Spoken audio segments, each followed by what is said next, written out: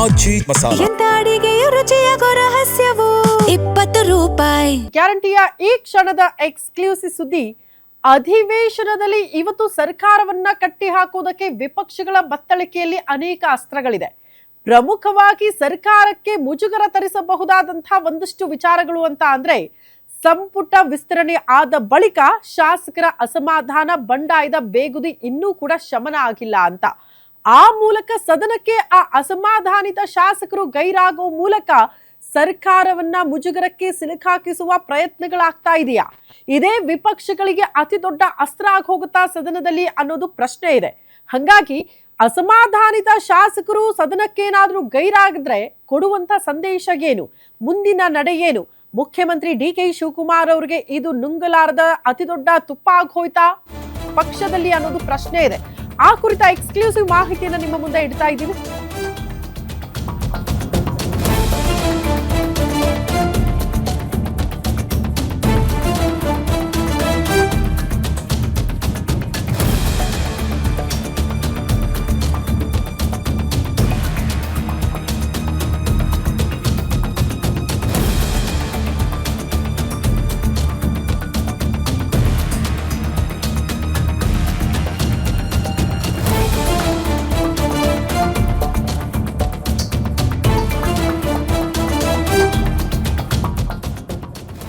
ಚೊಚ್ಚಲ ಅಧಿವೇಶನದಲ್ಲೇ ಮುಖ್ಯಮಂತ್ರಿ ಡಿ.ಕೆ. ಶಿವಕುಮಾರ್ ಅವರಿಗೆ ಟೆನ್ಷನ್.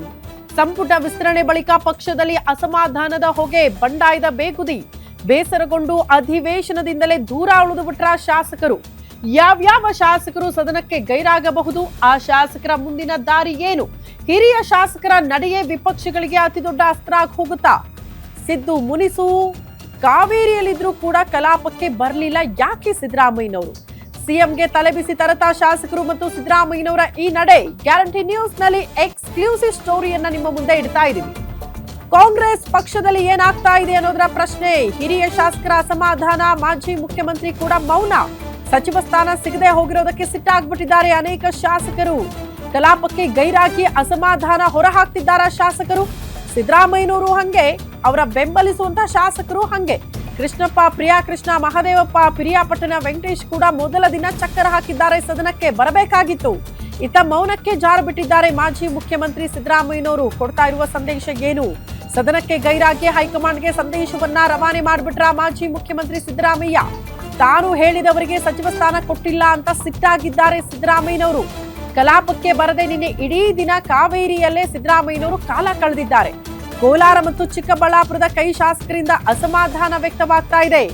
ಇದರ ಮಧ್ಯೆ ಜಮೀರ್ ಅಹಮದ್ ಖಾನ್ ವಿಜಯನಗರ ಜಿಲ್ಲಾ ಉಸ್ತುವಾರಿ ನನಗೆ ಬೇಡ ಅಂತ ಮುಖ್ಯಮಂತ್ರಿಗಳಿಗೆ ಬಹಿರಂಗವಾಗಿ ಪತ್ರ ಬರೆದು ಅಸಮಾಧಾನ ಹೊರಹಾಕಿದ್ದಾರೆ. ಹಾಗಾಗಿ ಕಾಂಗ್ರೆಸ್ನಲ್ಲಿ ಏನಾಗ್ತಾ ಇದೆ ಅನ್ನೋದೇ ಅತಿ ದೊಡ್ಡ ಪ್ರಶ್ನೆಯಾಗ್ತಾ ಇದೆ. ಇದೇ ವಿಪಕ್ಷಗಳಿಗೆ ಅಸ್ತ್ರ ಆದ್ರೂ ಕೂಡ ಆಶ್ಚರ್ಯ ಪಡಬೇಕಾಗಿಲ್ಲ. ಕಾರಣ ಒಂದು ಕಡೆ ಬಿ ನಾಗೇಂದ್ರ ಬಿಡದಿ ಟೌನ್ಶಿಪ್ ವಿಚಾರ, ಅದ್ರ ಜೊತೆಗೆ ಈಗ ಸದನಕ್ಕೆ ಒಬ್ಬ ಮಾಸ್ ಲೀಡರ್, ಪಕ್ಷಕ್ಕೆ ಅನಿವಾರ್ಯ ಅನಿಸ್ಕೊಂಡಂತಹ ಒಬ್ಬ ಲೀಡರ್ ಗೈರಾಗೋ ಮೂಲಕ ಕೊಡ್ತಾ ಇರುವಂತಹ ಸಂದೇಶ, ಅದನ್ನ ವಿಪಕ್ಷಗಳು ಅಸ್ತ್ರ ಮಾಡ್ಕೊಂಡ್ರು ಕೂಡ ಆಶ್ಚರ್ಯ ಪಡಬೇಕಾಗಿಲ್ಲ. ಸಿದ್ದರಾಮಯ್ಯನವರು ಸದನದಿಂದ ದೂರ ಉಳಿತಾರೆ, ಪಕ್ಕದಲ್ಲೇ ಕಾವೇರಿಯಲ್ಲಿ ಇದ್ರೂ ಕೂಡ ಸದನದ ಕಡೆ ಮುಖ ಮಾಡಲ್ಲ.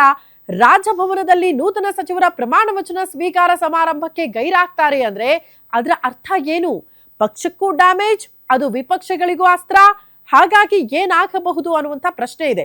ಮುಖ್ಯಮಂತ್ರಿ ಡಿ.ಕೆ. ಶಿವಕುಮಾರ್ ಅವರಿಗೆ ಮುಖ್ಯಮಂತ್ರಿಯಾಗಿ ಅಧಿಕಾರ ಸ್ವೀಕಾರ ಮಾಡದ ಮೇಲೆ ಟೆನ್ಷನ್ ಅನ್ನುವಂತಹ ಪರಿಸ್ಥಿತಿ ಇದೆ. ಸಂಪುಟ ವಿಸ್ತರಣೆಯಿಂದ ಹಿಡ್ಕೊಂಡು, ಖಾತೆ ಹಂಚಿಕೆಯಿಂದ ಹಿಡ್ಕೊಂಡು, ಈಗ ಯಾರೆಲ್ಲ ಸಚಿವ ಸ್ಥಾನ ಮಿಸ್ ಆಗಿದೆ ಅಂತ ಅಸಮಾಧಾನಿತರಿದ್ದಾರಲ್ಲ, ಎಲ್ಲರೂ ಕೂಡ ಸಿದ್ದರಾಮಯ್ಯನವರ ಬಣ್ಣದಲ್ಲಿ ಕಾಣಿಸ್ಕೊಂಡಂತಹ ಶಾಸಕರೇ. ಅವರು ಕೂಡ ಸದನಕ್ಕೆ ಬರ್ತಾ ಇಲ್ಲ ಅಂತ ಅಂದ್ರೆ ಅವರ ಮುಂದಿನ ನಡೆ ಏನು? ಸ್ವತಃ ವರಿಷ್ಠರ ಕಾಡ ಕೇಳಿದ್ರು, 1-to-1 ಮೀಟಿಂಗ್ಗಳಾದ್ರೂ ಮುನಿಸನ್ನ ಮರೆತು ಪಕ್ಷದಲ್ಲಿ ಕೆಲಸ ಮಾಡಿ ಅಂತ ಹೇಳಿದ್ರು ಕೂಡ ಡೋಂಟ್ ಕೇರ್ ಅಂತಾರೆ ಕೃಷ್ಣಪ್ಪ ಮತ್ತು ಪ್ರಿಯಾಕೃಷ್ಣ ಅವರು ಕೂಡ ಸದನಕ್ಕೆ ಬರಲ್ಲ ಅಂತ ಅಂದ್ರೆ ಅದರ ಅರ್ಥ ಏನು ಅನ್ನೋದೇ ಪ್ರಶ್ನೆ ಇರೋದು. ಹಾಗಾಗಿ ಕಾಂಗ್ರೆಸ್ನಲ್ಲಿ ಸದ್ಯಕ್ಕೆ ಏನಾಗ್ತಾ ಇದೆ ಅನ್ನುವಂಥ ಪ್ರಶ್ನೆಗೆ, ಎಲ್ಲಾ ಬೆಳವಣಿಗೆಗಳಿಗೆ ಉತ್ತರ ಕೊಡಬೇಕಾಗಿರೋದು ಮುಖ್ಯಮಂತ್ರಿ ಡಿ.ಕೆ. ಶಿವಕುಮಾರ್ ಅವರೇ. ಹಾಗಾಗಿ ಈ ಅಸಮಾಧಾನ, ಬಂಡಾಯ ಹೇಗೆ ಸರಿ ಮಾಡ್ತಾರೆ ಮುಖ್ಯಮಂತ್ರಿಗಳು ಅನ್ನೋದು ಪ್ರಶ್ನೆ ಇದೆ. ಮತ್ತು ವಿಪಕ್ಷಗಳ ಅಸ್ತ್ರಕ್ಕೆ ಯಾವ ರೀತಿ ಪ್ರತ್ಯಸ್ತ್ರವನ್ನ ಮುಖ್ಯಮಂತ್ರಿ ಡಿ.ಕೆ. ಶಿವಕುಮಾರ್ ಅವರು ಸಿದ್ಧಪಡಿಸಿಕೊಂಡಿದ್ದಾರೆ, ಇದೆಲ್ಲದಕ್ಕೂ ಕೂಡ ಸ್ಪಷ್ಟ ಉತ್ತರ ಇವತ್ತು ಸದನದಲ್ಲೇ ಕೊಟ್ಟು ಬಿಡ್ತಾರಾ? ಕುತೂಹಲ ಇದೆ.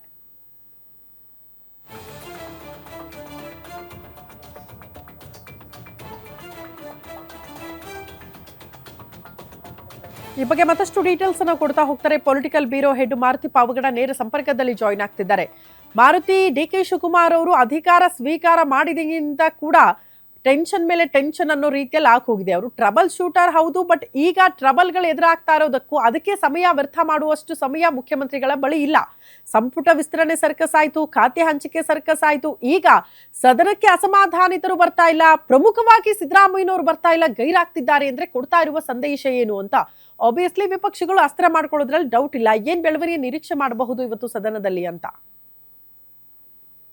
ಶ್ರುತಿ, ಆಡಳಿತ ಪಕ್ಷದ ಶಾಸಕರು ಸಂಪೂರ್ಣವಾಗಿ ಬಂದಿದ್ದೆ ಅಂದ್ರೆ 140 ಕಾಂಗ್ರೆಸ್ ಶಾಸಕರ ಸಂಖ್ಯಾಬಲ ಏನಿದೆ, ಈ ಸಂಖ್ಯೆ ಬಂದಿದ್ದೆ ಆದ್ರೆ ಮುಖ್ಯಮಂತ್ರಿಗಳಿಗೆ ಯಾವುದೇ ಸಮಸ್ಯೆಯನ್ನು ಕೂಡ ಇರೋದಿಲ್ಲ. ಆದ್ರೆ ಮುಖ್ಯಮಂತ್ರಿಗಳು ಮೊದಲನೇದಾಗಿ ಎದುರಿಸ್ತಾ ಇರುವಂತಹ ಒಂದು ಚೊಚ್ಚಲ ಅಧಿವೇಶನ. ಮತ್ತೊಂದ್ ಕಡೆ ಕಳೆದ 4-5 ದಿನಗಳ ಹಿಂದೆವರೆಗೂ ಕೂಡ ಬಹಳಷ್ಟು ದೊಡ್ಡ ಮಟ್ಟದಲ್ಲಿ ಅಸಮಾಧಾನ ಮತ್ತೆ ಆಕ್ಷೇಪವನ್ನ ಹಿರಿಯ ಶಾಸಕರು ವ್ಯಕ್ತಪಡಿಸಿದ್ರು. ನಮ್ಮ ಹಿರಿತನವನ್ನ ಕಾಂಗ್ರೆಸ್ ಹೈಕಮಾಂಡ್ ಪರಿಗಣಿಸಲಿಲ್ಲ ಅಂತ. ಮುಖ್ಯಮಂತ್ರಿಗಳು ಹೋದ್ರು, ಸುರ್ಜೇವಾಲಾ ಹೋದ್ರು, ಬಿ.ಕೆ. ಹರಿಪ್ರಸಾದ್ ಸೇರಿದಂತೆ ಎಲ್ಲಾ ನಾಯಕರು ಹೋಗಿ ಕೃಷ್ಣಪ್ಪ ಹಾಗೂ ಪ್ರಿಯಾ ಕೃಷ್ಣ, ಮಹದೇವಪ್ಪ, ಹಲವು ಶಾಸಕರನ್ನ ಮನವೊಲಿಸುವಂತ ಒಂದು ಕಾರ್ಯಕ್ಕೆ ಮುಂದಾದ್ರೂ ಕೂಡ ಇವತ್ತಿಗೂ ಆ ಅಸಮಾಧಾನ ಕಡಿಮೆ ಆಗಿಲ್ಲ. ಹೀಗಾಗಿ ಸಹಜವಾಗಿ ವಿಪಕ್ಷಗಳಿಗೆ ಇದು ಒಂದು ರೀತಿ ಆಡಳಿತ ಪಕ್ಷದಲ್ಲಿರುವಂತಹ ಈ ಅಸಮಾಧಾನ ಒಂದು ದೊಡ್ಡ ಮಟ್ಟದ ಒಂದು ಅಸ್ತ್ರ ಆಗೋದು ಗ್ಯಾರಂಟಿ, ಇದರಲ್ಲಿ ಅನುಮಾನ ಇಲ್ಲ. ಅದ್ರ ಜೊತೆಗೆ ಮಾಜಿ ಮುಖ್ಯಮಂತ್ರಿ ಸಿದ್ದರಾಮಯ್ಯ ಅವರು ಏನು ಮೌನಕ್ಕೆ ಜಾರಿದ್ದಾರೆ, ಸಂಪುಟ ವಿಸ್ತರಣೆ ಆದಂತ ಒಂದು ದಿನದಿಂದ, ಅಂದ್ರೆ ಕಾಂಗ್ರೆಸ್ ಹೈಕಮಾಂಡ್ ನಿಂದ ಬಂದಂತಹ ಪಟ್ಟಿಗೆ ನೇರವಾಗಿ ಆಕ್ಷೇಪವನ್ನ ವ್ಯಕ್ತಪಡಿಸಿ ಯಾವಾಗ ಸಂಪುಟ ವಿಸ್ತರಣೆ ಪ್ರಮಾಣ ವಚನಕ್ಕೆ ಬರ್ಲಿಲ್ವೋ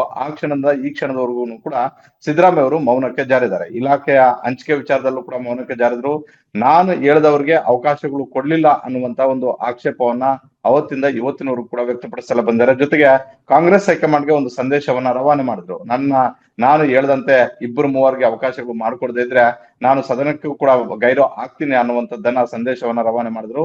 ಅದರಂತೆ ನಿನ್ನೆ ಮೊದಲ ದಿನವೂ ಕೂಡ ಅವರು ಗೈರು ಹಾಜರಾಗಿದ್ದಾರೆ. ನಿನ್ನೇನು ಸಂತಾಪ ಬಿಟ್ರೆ ಬೇರೇನೂ ಆಗ್ಲಿಲ್ಲ. ಆದ್ರೆ ಇವತ್ತಿಂದ ಸದನದ ಕಲಾಪವೇ ಬೇರೆ ರೀತಿಯಾಗಿರುತ್ತೆ. ಸದನ ಕದನ ಆಗೋದ್ರಲ್ಲಿ ಯಾವುದೇ ಅನುಮಾನವೂ ಕೂಡ ಇಲ್ಲ. ಜೆಡಿಎಸ್ ಮತ್ತೆ ಬಿಜೆಪಿ ಪ್ರಮುಖವಾಗಿ ನಾಗೇಂದ್ರ ಅವರ ವಿಚಾರವನ್ನ ಸದನದಲ್ಲಿ ತರಬೇಕು ಅನ್ನುವಂತ ಒಂದು ನಿರ್ಧಾರವನ್ನ ಮಾಡಿದ್ರ ಜೊತೆಗೆ ಸರ್ಕಾರದ ಮಟ್ಟದಲ್ಲಿ ಆಗ್ತಿರುವಂತಹ ಒಂದಷ್ಟು ವಿಚಾರಗಳನ್ನ ಪ್ರಸ್ತಾಪ ಮಾಡಿ ಸರ್ಕಾರವನ್ನ ಕಿವಿ ಹಿಂಡಬೇಕು ಅನ್ನುವಂಥದ್ದು ಮೊದಲ ಚೊಚ್ಚಲ ಅಧಿವೇಶನದಲ್ಲೇ ಮುಖ್ಯಮಂತ್ರಿಗಳನ್ನ ಇಕ್ಕಟ್ಟಿಗೆ ಸಿಲುಕಿಸಬೇಕು ಅನ್ನುವಂತ ಒಂದು ನಿರ್ಧಾರವನ್ನ ಬಿಜೆಪಿ ಮತ್ತೆ ಜೆಡಿಎಸ್ ಮಾಡ್ಕೊಂಡಿದ್ವು. ಹೀಗಾಗಿ ಇವತ್ತಿನಿಂದ ನಡೆಯುವಂತಹ ಕಲಾಪ ಮತ್ತೊಂದು ಹಂತಕ್ಕೆ ಹೋಗುತ್ತೆ, ಇದರಲ್ಲಿ ಯಾವುದೇ ಅನುಮಾನವೂ ಕೂಡ ಇಲ್ಲ. ಈ ನಡುವೆ ಆಡಳಿತ ಪಕ್ಷದ ಶಾಸಕರು ಇದೇ ರೀತಿಯಾಗಿ ಆಕ್ಷೇಪ ಮತ್ತೆ ಅಸಮಾಧಾನವನ್ನು ವ್ಯಕ್ತಪಡಿಸಿ ಸದನದಿಂದ ಹೊರಗಡೆ ಉಳಿದಿದ್ದೆ ಆದ್ರೆ ಅದು ಸಿದ್ದರಾಮಯ್ಯ ಅವರಾಗಿರ್ಬೋದು, ಮಹದೇವಪ್ಪ ಅವರಾಗಿರ್ಬೋದು, ಪಿರಿಯಾಪಟ್ಟಣ ವೆಂಕಟೇಶ್ ಆಗಿರ್ಬೋದು, ತಿಮ್ಮಾಪುರ್ ಆಗಿರ್ಬೋದು, ಅದೇ ರೀತಿ ಡೆಪ್ಯೂಟಿ ಸ್ಪೀಕರ್ ಸ್ಥಾನಮಾನವನ್ನು ಕೊಟ್ಟರು ಕೂಡ ಇನ್ನು ತಮ್ಮ ಅಸಮಾಧಾನ ಕಡಿಮೆ ಆಗಿಲ್ಲ. ಯಾರಿಗೆ? ಮಂಕಾಳ ವೈದ್ಯ ಅವ್ರಿಗೆ. ಅವರ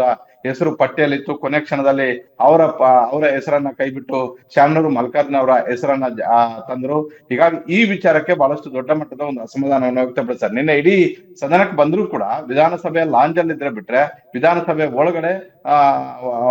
ಒಳಗಡೆ ಮಂಕಾಳ ವೈದ್ಯ ಅವರು ಬರ್ಲಿಲ್ಲ. ಸಹಜವಾಗಿ ಇವೆಲ್ಲವೂ ಕೂಡ ಬಿಜೆಪಿ ಮತ್ತೆ ಜೆಡಿಎಸ್ಗೆ ಅಸ್ತ್ರಗಳಾಗ್ತವೆ. ಹೀಗಾಗಿ ಆಡಳಿತ ಪಕ್ಷದಲ್ಲಿರುವಂತಹ ಈ ಸಣ್ಣ ಪುಟ್ಟ ಅಸಮಾಧಾನಗಳು ವಿರೋಧ ಪಕ್ಷಗಳಿಗೆ ಅಸ್ತ್ರಗಳಾಗ್ತವೆ. ಮುಖ್ಯಮಂತ್ರಿ ಡಿ.ಕೆ. ಶಿವಕುಮಾರ್ ಅವರಿಗೆ ಒಂದಷ್ಟು ಸಮಸ್ಯೆಗಳು ತಂದೊಡ್ಡಬಹುದು. ಹೀಗಾಗಿ ಸಿದ್ದರಾಮಯ್ಯ ಅವರು ಇವತ್ತು ಸದನಕ್ಕೆ ಬಂದಿದ್ದೆ ಆದ್ರೆ ಇದೆಲ್ಲದಕ್ಕೂ ಕೂಡ ತೆರೆ ಇಳಬಹುದು.